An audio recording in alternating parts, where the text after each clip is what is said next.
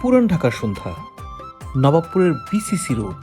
মসজিদটার ঠিক সামনেই ছোট ছোট শিকে গেঁথে কাবাব নিয়ে বসেন আব্দুল মালিক ভাই। কি সেই কাবাব?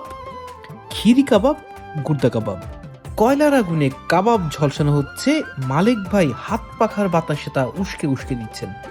আহা, মালিক ভাইয়ের মুখটা দেখলাম মিলিটারি মেজাজের, কয়লার মতোই গরম।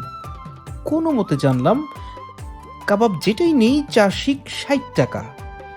দিলাম অর্ডার খিরি কাবাবের, ওই যে গাভীর ওলানের অংশের কাবাব, ঝলসানো কাবাব, সাথে লেপ্টে থাকা ঝাল মিষ্টি সস, কুচানো পেঁয়াজ, সেই সাথে পুরান ঢাকার ননস্টপ রিক্সার টুংটাং, মানুষের হট্টগোল। সব মিলিয়ে আমেজটা মন্দ না, আবার মাথা নষ্ট হয়ে যাওয়ার মতো এমন কিছু না। মালিক ভাইয়ের কাবাব খেতে আবার যাব কিনা? মনে হয় না।